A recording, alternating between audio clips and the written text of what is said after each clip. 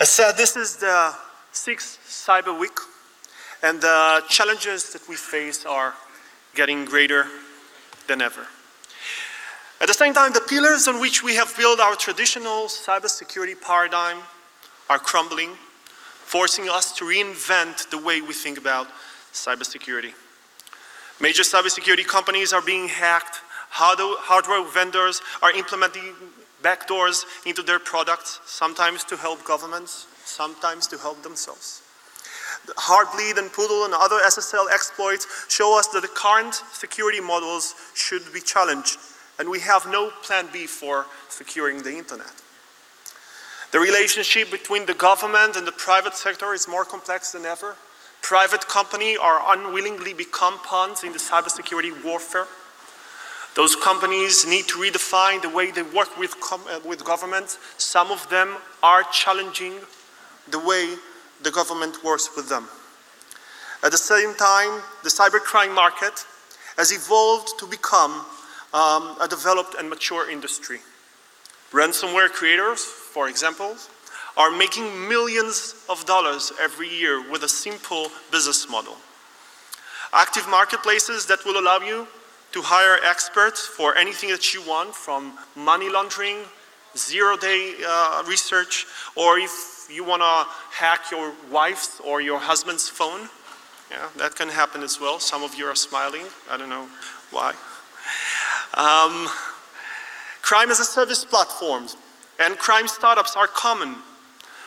People are working together, 10, 20, 30 people from all over the world are working together in order to promote an agenda, in order to create a company that its business plan is illegal, but it is a business plan.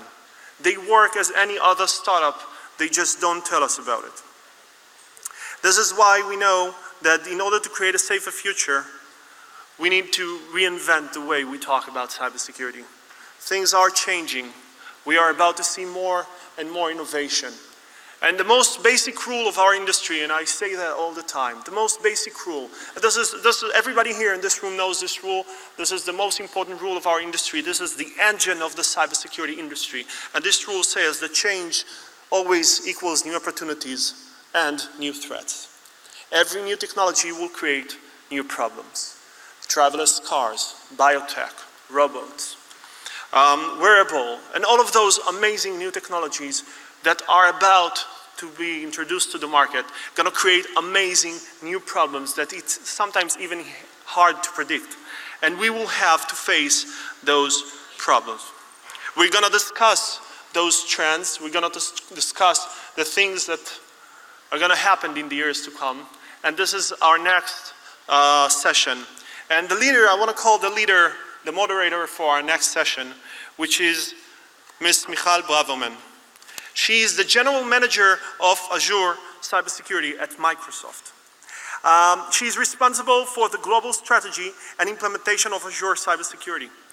She served as general manager of RSA Israel and business leader of cyber fraud domain for RSA Global. She was later appointed to be the general manager of RSA Global Solution. Michal, you are welcome to the stage. تفاجأت إسرائيل ومعها العالم بقيام آلاف الهاكرز أو قراصنة الإنترنت. Hackers gaining access to confidential. Hackervorwürfe gegen WikiLeaks Gründer Julian Assange. Actress Jennifer Lawrence was among several stars. Cyber Week 2016 presents Cyber Fast Forward.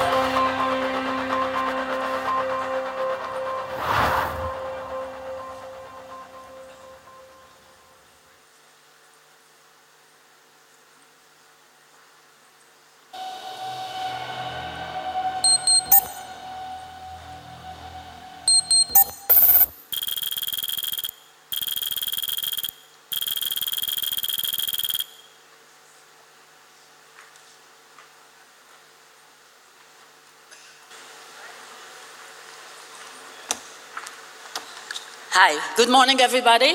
We had some technical problems with connecting the Madonna. Okay. So very happy to be here today. We have a very interesting session and we are going to talk about cybersecurity and cybercrime going forward. So first, let's start with what organizations are currently facing. So if in the past, and actually not so long ago, only 10 years ago, it was sufficient to give protection against known attacks and known signatures. This is not enough anymore. Even if we protect again known patterns, also this is not enough in protecting the organization. With the fact that advanced persistent threats are currently resisting in the organization for more than 200 days, if they are being at all detected, okay? Cybercrime becoming so much more sophisticated, and cybercrime is a very sophisticated ecosystem in industry. We have people that specialize in writing code. We have specialized in their expertise is to create the merchandise ecosystem. We have people in the cybercrime industry that their specialty is to market, to create infrastructure, etc. So with this sophistication of attacks, and especially advanced persistent threat, what we in the security industry have to face is really nothing is known anymore. We don't have the privilege of learning from the last war. We have to find the next war, and therefore we have to protect against threats that are known unknowns, which makes it very, very difficult. Now, the security industry is fighting back. And there is many advances that were made in the several few years in the security industry. However, the industry is still mostly in its comfort zone. 80% of the investments in the security are still in protecting against known attacks and defending against perimeters. In addition, even the products that are really the best in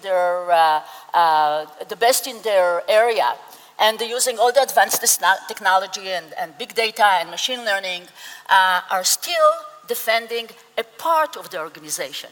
They are silo. So we have silo products that are doing an amazing job in protecting the endpoint.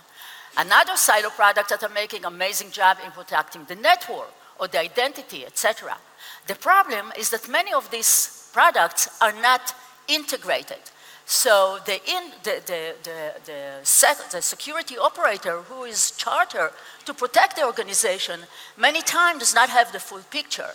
And many times those gaps between the best of breed silo products is utilized by the criminals in order to penetrate the organization and to create the damage within that gaps that are being created.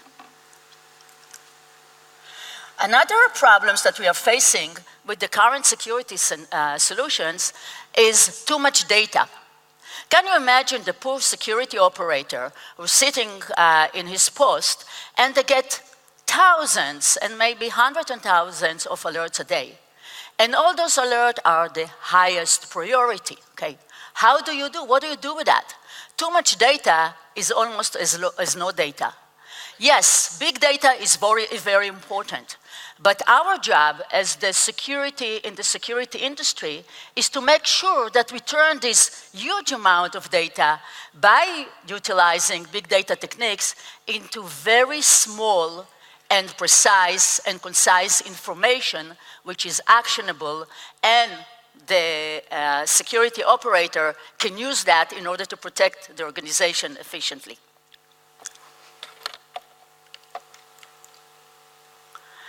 The next thing that is important in light of all the challenges that organizations are facing is that not all assets are created equal.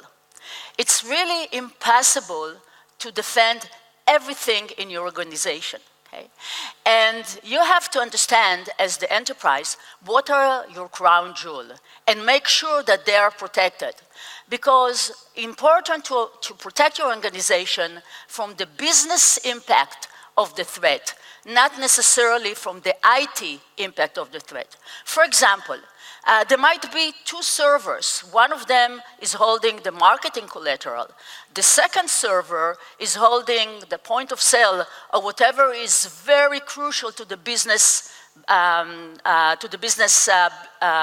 success. If a malware is attacking those two servers, obviously one problem can cause the business to collapse. The other one may be some comfort. So it's very important that business impact priority is implied very smartly when protecting the organization.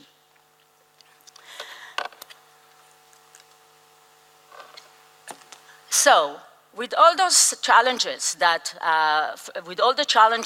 the cybercrime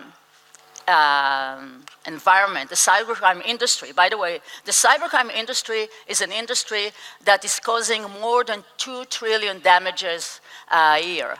The total security industry, the good guys, are making much less than that. So business-wise, you can see who is winning.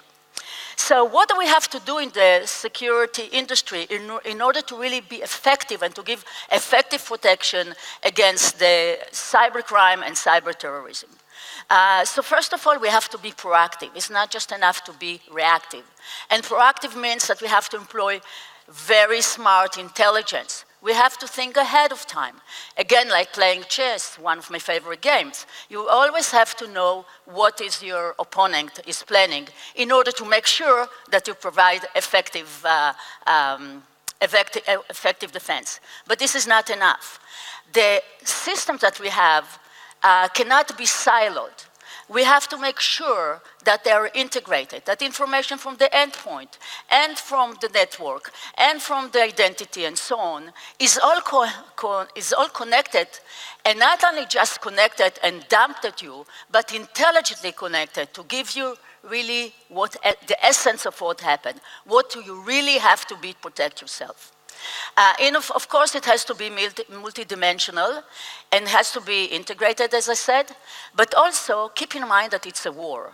And like in any war, it's not enough to fight it alone. We need to create coalition and collaboration between different parts of the security industry, even between competition, is very important in order to win that war. Because it's not a war that can be won by one security vendor or by one cybercrime bureau alone. It has to be a collaboration, coalition, and only there, and only like that, we will be able to succeed in this war. So with this short introduction, I would like to invite some of the leading industry leaders in the cybersecurity industry and to see how they suggest that we cope and we win all those challenges that the very successful, innovative cyber criminals are facing us with. Thank you. Okay.